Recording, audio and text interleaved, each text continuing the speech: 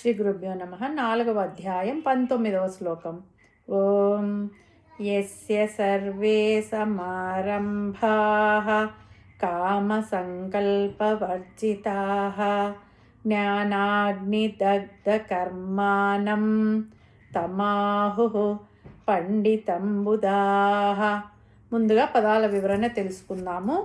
యస్య అంటే ఎవరి, సర్వే సమారంభాః అన్ని పనులు చేసే పనులన్నీ, కామ సంకల్ప వర్జితాః కోరికలతో స్వార్థ సంకల్పంతో లేని, జ్ఞాన అగ్ని దగ్ధ కర్మాణం జ్ఞానాగ్ని చేత కాలిన కర్మలు, తమాహు అతడిని అంటారు, పండితః నిజమైన పండితుడు, బుధాః అంటే జ్ఞానులు. పరమాత్మ ఏం చెప్తున్నాడంటే, ఎవరైతే కోరికలతో కూడిన సంకల్పములు లేకుండగా, ఆసక్తి లేకుండా, నిష్కామంగా, కర్తృత్వ భావన లేకుండా కర్మలు చేస్తారో అటువంటి వారి యొక్క కర్మలు, ఆ కర్మల ఫలములు, కోరికలు జ్ఞానం అనే అగ్నిలో దగ్ధమైపోతాయి. అటువంటి సాధకుడు పండితుడు అని పెద్దలు విజ్ఞానవంతుల చేత పిలువబడతాడు. కిందటి శ్లోకంలో మనము పండితుడు, వివేకి, బుద్ధిమంతుడి గురించి ప్రస్తావించుకున్నాము. ఆ పండితుడు ఎలా ఉంటాడు, అతని లక్షణాలు ఏమిటి అనే విషయం ఇక్కడ పరమాత్మ వివరించారు. భగవంతుని దృష్టిలో పాండిత్యం అంటే కేవలం ప్రాపంచిక విషయాలు అధ్యయనం చేయడం కాదు.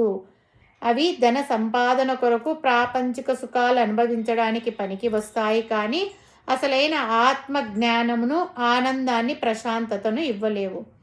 నిజమైన పండితుడు ఎవరంటే ఆత్మజ్ఞానం గురించి తెలుసుకున్నవాడు, హృదయం నిర్మలంగా ఉన్నవాడు, కామ సంకల్పములు లేనివాడు, ప్రతిఫలాపేక్ష లేనివాడు. అటువంటి వాడిని పండితుడు అంటాడు. అతడు ఏ కర్మ చేయడానికి సంకల్పించినా, ఆ కర్మ చేసినా, దాని వలన వచ్చే ఎటువంటి ఫలితమైనా ఆ పండితుడు సంపాదించుకున్న జ్ఞానం అనే అగ్నిలో దగ్ధమైపోతుంది. ఏ ఫలితము అతనికి అంటదు. ఈ శ్లోకంలో సమారంభ అనే పదం వాడారు. ఆరంభం అంటే పనులు చేయడం, మొదలు పెట్టడం. సమారంభ అంటే సమ్యక్ ఆరంభ అంటే మంచి పనులు చేయడం అని అర్థం. ఏ పని అయినా ఆరంభిస్తే అది పని అవుతుంది. అంతకుముందు అది సంకల్ప రూపంలో ఉంటుంది. ఆరంభించిన తర్వాత దానిని పని లేక కర్మ అంటారు. అందుకే సమారంభ అనేసి అన్నారన్నమాట. చక్కగా ధర్మయుక్తంగా ఆరంభించాల్సిన కర్మ అని అర్థం. వెంటనే మరొక మాట కూడా అన్నారు, కామ సంకల్ప వర్జిత. కామము అంటే కోరికలు, సంకల్పం అంటే ఆ కోరికలు తీరడానికి కర్మలు చేయడం. ఈ పని నేనే చేస్తాను అనే అహంకారంతో మనస్సులో సంకల్పించడము. మొదట సంకల్పం లేనిదే ఎవ్వరు ఏ పని మొదలు పెట్టలేరు, ఏ పని చేయలేరు. కాబట్టి సంకల్పం ముఖ్యం. ఎవరైతే తాము చేసే కర్మల యందు ఏదో ఒక కోరిక గురించిన సంకల్పం కానీ, కర్తృత్వం కానీ, అహంకారం కానీ, ఫలాపేక్ష కానీ లేకుండా ఉంటారో వారికి ఆత్మజ్ఞానం తప్పక లభిస్తుంది.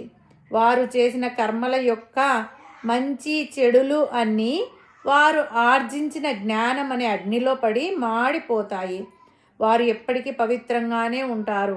అటువంటి వారిని జీవన్ముక్తులు అని అంటారు. అటువంటి వారిని మాత్రమే పండితులు అని అంటారు.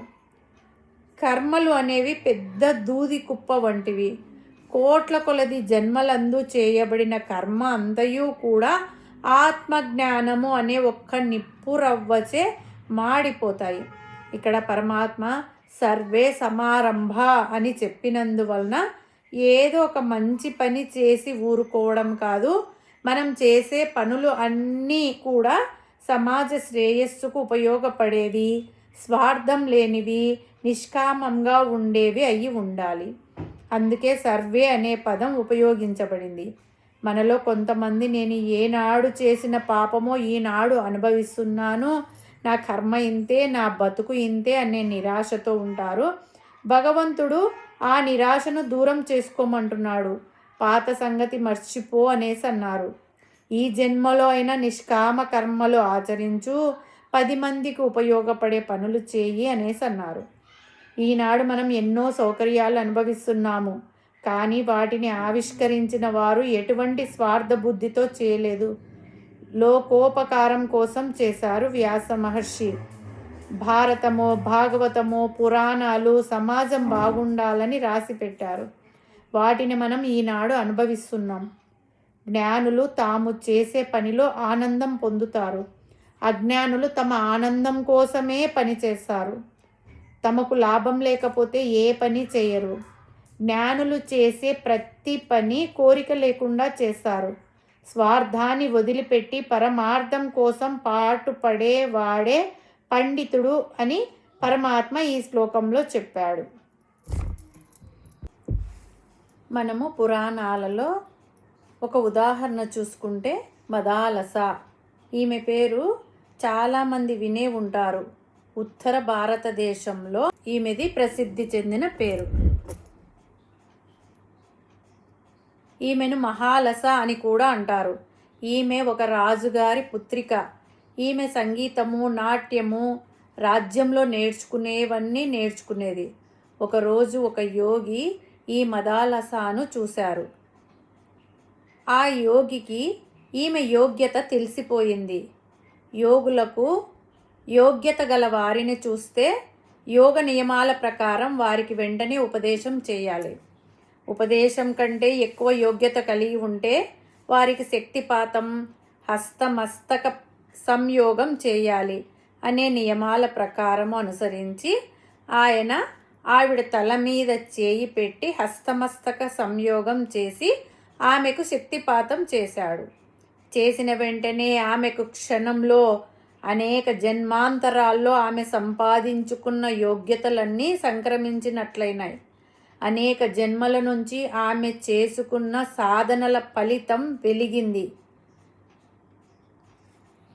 ఆమె అమ్మయ్య, నేను సాధించుకున్నదంతా నాకు తిరిగి దక్కింది, నేను అడవులకు వెళ్ళి నా మానాన నేను ఉండవచ్చు అని అనుకుంది.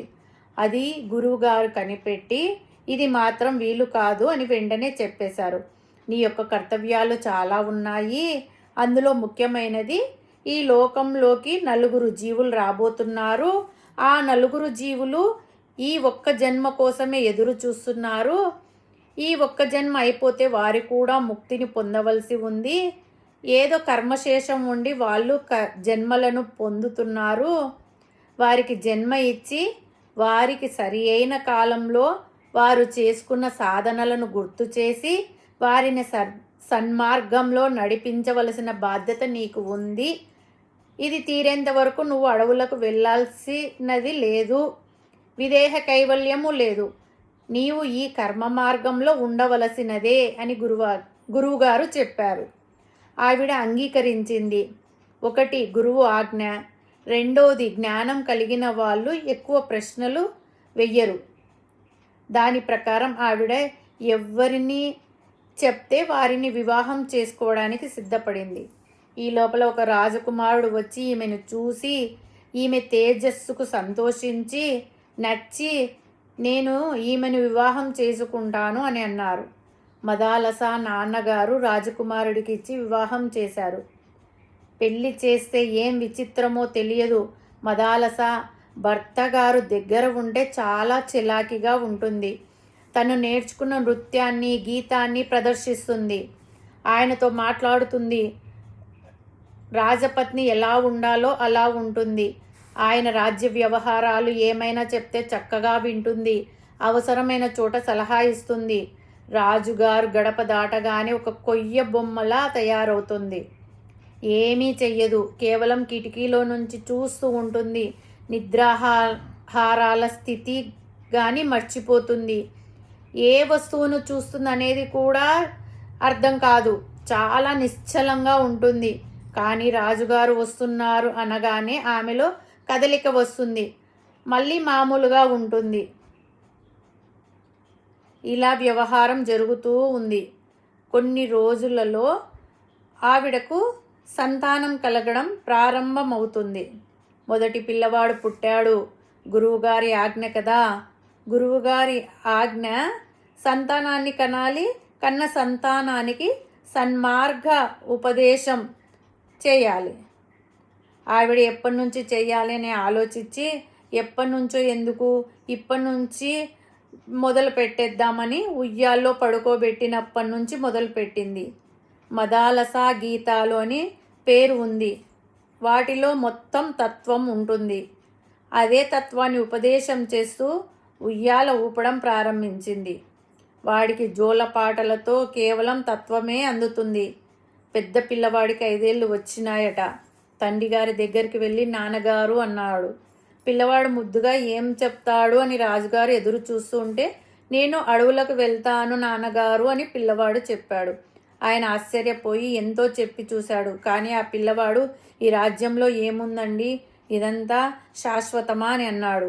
రాజుగారికి ఏమి అనేది అర్థమయ్యేలోపు ఆ పిల్లవాడు అడవులకు వెళ్ళిపోయాడు. రెండో పిల్లవాడు పుట్టాడు. వాడికి 5 ఏళ్ళు వచ్చాయి. ఇదే ఉపదేశం. అడవులకు వెళ్ళిపోయాడు. మూడో పిల్లవాడు పుట్టాడు. శరా మామూలే. వాడు అడవులకు వెళ్ళిపోయాడు. ప్రతి పిల్లవాడు ఇలా అడవులకు వెళ్ళిపోతే నా తర్వాత రాజ్యాన్ని పాలించేది ఎవరు, ఎందుకు ఇలా జరుగుతుంది అని ఆయన ఆరా తీశారు. బాగా ఆరా తీస్తే తెలిసింది. అందులో తేలిన విషయం ఏమిటంటే, ఈమె జోలపాటల్లో కేవలం తత్వం పాడుతుంది అని రాజుగారికి తెలిసింది. రాజుగారు కూడా మంచి సంస్కారం ఉన్నవారే కదా, అది అందులో తప్పు కాని విషయము. భార్యను ఏమీ అనలేడు. భార్యను కాదని ఏమి చేయాలో తోచలేదు. అలాగని పిల్లలు లేకుండా ఉండలేడు. ఏం చెయ్యాలని ఆలోచించి, ఇక మీదట 4వ సంతానం దగ్గర నీవు ఇటువంటి పాటలు పాడరాదు అని నిషేధం పెట్టాడు. ఆమె భర్త ఏం చెప్తే అది వింటుంది కాబట్టి 4వ సంతానం దగ్గర పాడను అని చెప్పింది. 4వ సంతానం పుట్టింది.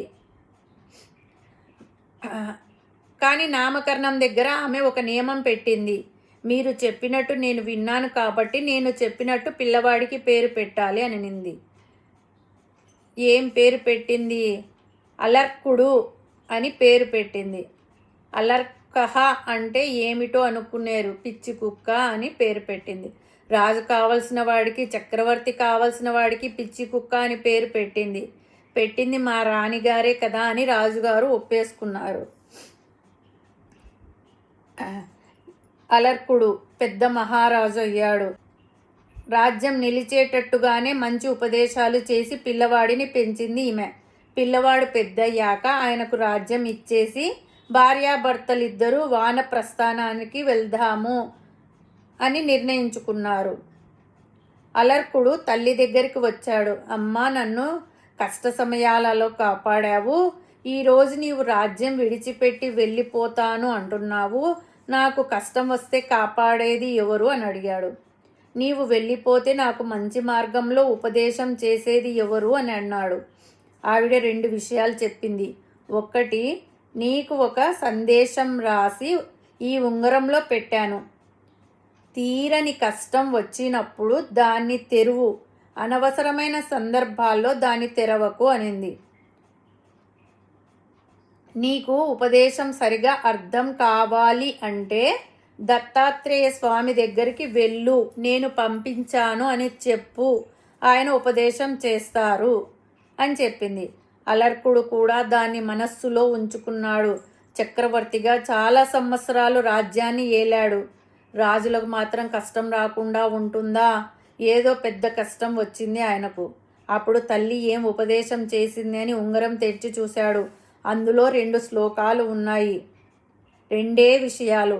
ఒకటి, ఏ వస్తువు మీద కోరిక ఉంచుకోకూడదు. వదిలిపెట్టడం అంటే పూర్తిగా వదిలిపెట్టాలి. రెండోది, వదులుకోవాలి అనే కోరిక పెంచుకోవాలి. కోరిక వదిలేసుకోవడం అనేది మొదటిది. అది సరిగా చేయకపోతే వదులుకోవాలి అనే కోరిక పెంచుకోవాలి. అది మోక్షంలో కోరిక అవ్వచ్చు, వదులుకోవాలని కోరిక అవ్వచ్చు. మోక్ష కామః ప్రకర్తవ్యః. ఇది చేస్తే ఏమొస్తుంది? సహి కామస్య భేషజం. మోక్షానికి ఉండే కోరిక అంటే కామానికి భేషజం. ఇది ఔషధంలా పనిచేస్తుంది. ఇంకొకటి, ఏ వస్తువుతోనూ ఏ మనిషితోనూ సంబంధం పెట్టుకోకూడదు. సత్సాంగత్యం అనేది సాధారణ సంఘానికి మందులాగా పనిచేస్తుంది. సాధారణ సంఘం తీసుకొచ్చే దుష్ప్రభావాలని ఈ సత్సాంగత్యం తగ్గిస్తుంది. సజ్జనులతో కలిసి ఉండడం అనేది ఎంతటి ప్రయోజనాన్నైనా ఇస్తుంది. ఈ 3 లోకాలలో సత్సాంగత్యాన్ని మించిన మంచి విషయం ఇంకొకటి లేదు. సత్సంగత్వే నిస్సంగత్వం, నిస్సంగత్వే నిర్మోహత్వం, నిర్మోహత్వే నిశ్చలతత్వం, నిశ్చలతత్వే జీవన్ముక్తి అని సంసార సాగరాన్ని దాటి పడవలాగా కూడా పనిచేస్తుంది అని శంకరాచార్యులు గారు కూడా చెప్పారు అని మదాలస కూడా చెప్పింది. ఇది చూశాడు ఆయన. విషయం అర్థమైంది. తల్లిగారి పెంపకంలో తత్వం అర్థం అవుతూనే వచ్చింది కొంచెం ఆయనకు. ఆయన చేసుకున్న నిష్కామ కర్మాచరణ ఫలితం కూడా తోడయ్యింది. ఈ శ్లోకాలను చూసుకొని ఆయన రాత్రికి రాత్రి దత్తాత్రేయ స్వామి దగ్గరికి వెళ్ళి ఉపదేశం పొందాడు. అలర్కోపదేశం అనేది దత్త పురాణాల్లో పెద్ద ఘట్టం. అలర్క ఉపదేశం ద్వారా ఆయన కూడా తన అన్నలు నడిచిన దారిలోనే నడిచాడు. కాకపోతే కొంచెం ఆలస్యమైంది. ఈయన మాత్రం తను చేయవలసిన కర్మలన్నీ చేసి తన కర్తవ్యాలన్నీ నిర్వర్తించి జాగ్రత్తగా ముక్తి మార్గం వైపు పయనించాడు అని ఆ పురాణ కథ మనకు చెబుతుంది. ఈ పురాణ కథల్లో మనము అలర్కుణ్ణి తీసుకున్న, ఆయన తల్లిని తీసుకున్న, తల్లిగారు ఏ దశలోనూ తను చేయవలసిన కర్తవ్యాన్ని మానలేదు. స్త్రీగా, భార్యగా, తల్లిగా ఏమేం చేయాలో అన్నీ చేసింది. ఏ రకంగా చేసిందంటే, యస్య సర్వే సమారంభాః కామ సంకల్ప వర్జితాః, ఏ రకమైన కోరిక లేకుండా, ఫలాసక్తి లేకుండా జాగ్రత్తగా చేసింది. అలాగే జ్ఞానాగ్ని దగ్ధ కర్మాణం, ఆవిడ పాండిత్యం యొక్క గొప్పతనం ఏమిటంటే కర్మ బీజాలన్నీ జ్ఞానాగ్నితో వేయించబడ్డాయి. జ్ఞానాగ్నిలో వేగిపోవడం వలన ఆవిడకు ఏ రకంగానూ కర్మ సంగం లేక, పునర్జన్మ లేక ఆవిడ ముక్తురాలయ్యింది. ఆవిడ ముక్తురాలవ్వడం కాకుండా తన లాంటి వారి నలుగురికి ఉపకారం చేసింది. అటువంటి మహోత్తమమైన జన్మలు ఎన్నో ఉన్నాయి. కాబట్టి పరమాత్మ చెప్పిన ఈ విషయాన్ని చక్కగా అర్థం చేసుకుని మనము కూడా పై శ్లోకంలో పరమాత్మ ఏం చెప్పబోచున్నారో విందాం. హరి ఓం తత్సత్.